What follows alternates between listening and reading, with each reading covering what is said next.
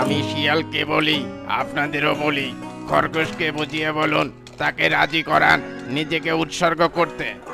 দেখো খরগোশ, আমি অনেক কষ্টে বাঘকে শান্ত করেছি। সে বলেছে যে তাকে যদি রোজ একটি করে জীব উপহার আমরা দিই, তবে সে আর অকারণে অন্য জীব হত্যা করবে না। আজ তুমি বীরের মতো সাহসে এগিয়ে যাও। কাল তোমার পথ অনুসরণ করে অন্য প্রাণী যাবে। সকলের মঙ্গলের জন্য নিজের প্রাণ বিসর্জন দিতে তোমার ইচ্ছা করে না? না না, আমি অন্যের খাদ্য হতে চাই না, আমি বাঁচতে চাই। যেদিন আমার সময় আসবে সেদিন আমিও পিছু পা হব না। অবশ্য হয়তো আমাকে নির্বাচন করা কখনোই ঠিক হবে না, কারণ আমার সারা অঙ্গে কাটা, চেহারাও বিদঘুটে। বাঘ হয়তো আমাকে দেখে খাওয়ার বদলে রেগে যাবে। খরগোশ অবুঝ হয় না, বাঘের গুহায় চলে যাও। কুমির ঠিকই বলছে, শিয়াল যা করে তা আমাদের মঙ্গলের জন্যই করে। অবশ্য এর মধ্যে আরো একটু কথা আছে। যেদিন সকলে আমার যাওয়া স্থির করবেন, আমি নিশ্চয়ই যাব। তবে আমি লক্ষ্য করেছি, আমাকে সামনে পেলে সবাই খাওয়ার কথা ভুলে যায়। আমার সবাই মুগ্ধ হয়। বেশি সুন্দর বলে কেউ আমাকে খেতে চায় না। কথা বাড়াস নে খরগোশ, লক্ষ্মী ভাই, তোর লেজে পড়ি। এবার যা তুই। বেলা বেড়ে যাচ্ছে, বাঘ নিশ্চয় অস্থির হয়ে উঠেছে। আর বেশিক্ষণ এখানে সমাবেতভাবে থাকা মোটেই নিরাপদ মনে হচ্ছে না। সভাপতি সাহেব, সভা ভেঙে দিন। ওই যে গর্জন শোনা যাচ্ছে, বাঘ হয়তো এখানেই এসে পড়বে। খরগোশ না যেতে চাই, ও এখানেই থাকুক, আমরা সবাই চলে যাই। ঠিক আছে, খরগোশ থাকুক, আমরা যাই। সভা ভঙ্গ, বিদায়।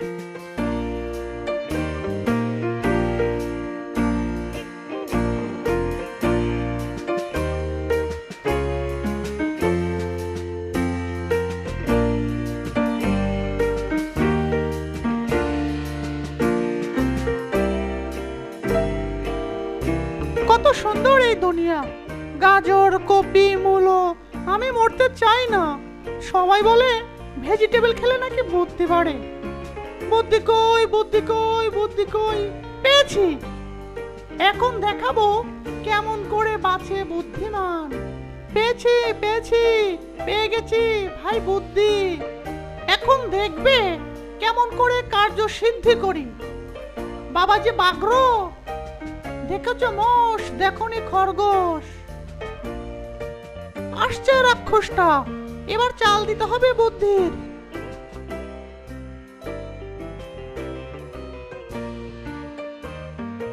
আমি ক্ষুধার্ত।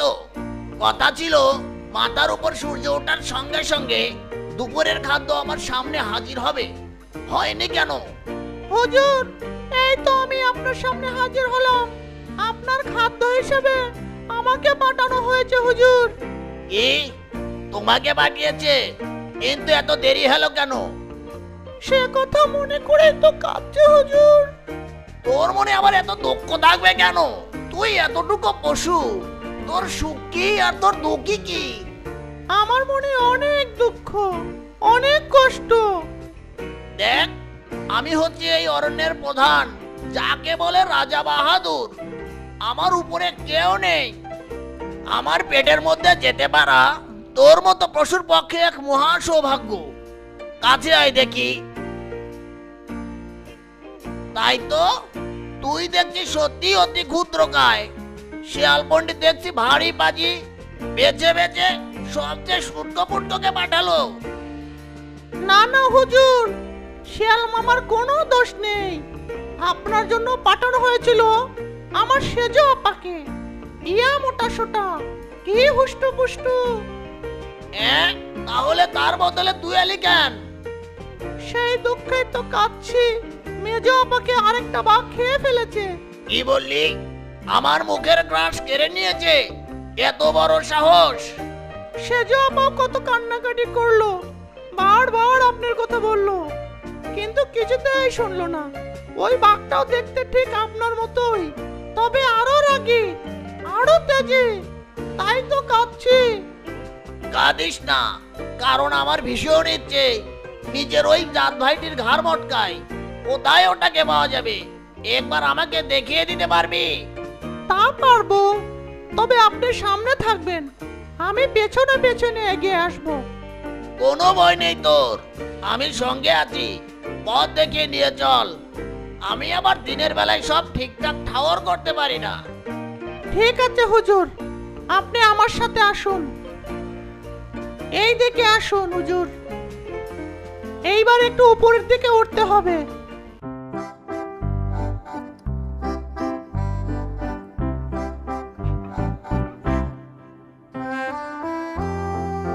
নিচে তাকান, আপনার মতোই দেখতে সেই বাঘটা।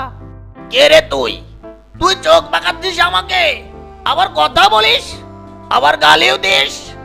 হুজুর, সে খুবই রাগী। আপনাকে মনে হয় সে ভেঙচাচ্ছে, আপনাকে সে মান্যই করছে না। এত বড় সাহস! তারা তোকে দেখাচ্ছি মজা।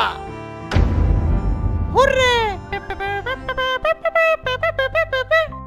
বনের রাজা কুপোকাত, কুয়োর মাঝে পড়ে বোকা, গর্জন করে পান পাত। তাই তো বলি খাও তরকারি, বুদ্ধি বাড়াও জিতবে যুদ্ধে, ভাগও যাবে হেরে হারি। অবশেষে খরগোশের বুদ্ধিতে অত্যাচারী বাঘের পতন ঘটল এবং বনে শান্তি ফিরে আসলো।